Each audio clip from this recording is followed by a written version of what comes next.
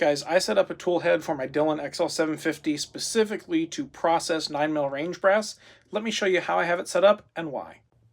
As the brass enters stage 1, the first thing that it is going to encounter is this FW Arms auto-centering decapping die, and this one happens to be spring-loaded.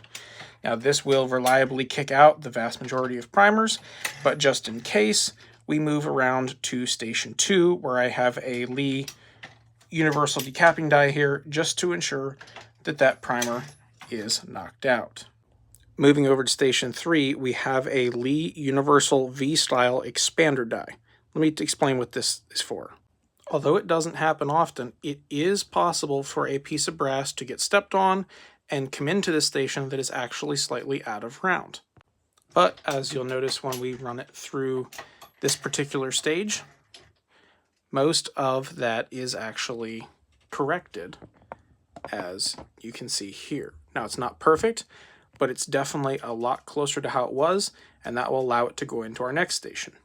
Our fourth station here is actually a Lee 40 caliber carbide sizing die, and this is going to slightly further correct the outside of this, basically working that slightly damaged case from kind of flattened to open a little more to almost concentric, and then it will finally make it concentric when it goes through the 9mm sizing die here in the back. Now that one is pretty good. It didn't do too much to that, but let's progress on to the final die station in the back. And of course, the final sizing die station here in the back is a Redding titanium carbide sizing die, and this actually uses a tapered insert, so you're not going to get that bulge that's common on a lot of pistol brass. Let's run it through this stage here. That completed the sizing. You can see by looking at the top that that brass is now perfectly concentric. If we look from the side, you can tell a nice taper on that case, as 9mm is supposed to be. And that piece of brass is officially all the way through the process. So that's my process for prepping mixed range brass here on my XL750.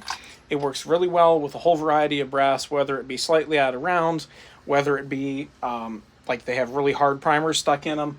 The duplicate primer stages, particularly with that first one, does an excellent job, and kind of the star of the show, in my opinion, the Redding sizer die in the back does a great job at ensuring that 9mm case has its proper taper and you don't get those ugly bulges that you find in a lot of other sized cases.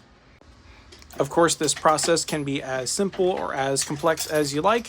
This is just what works for me and has given me great reliability with mixed range brass. Thanks, guys.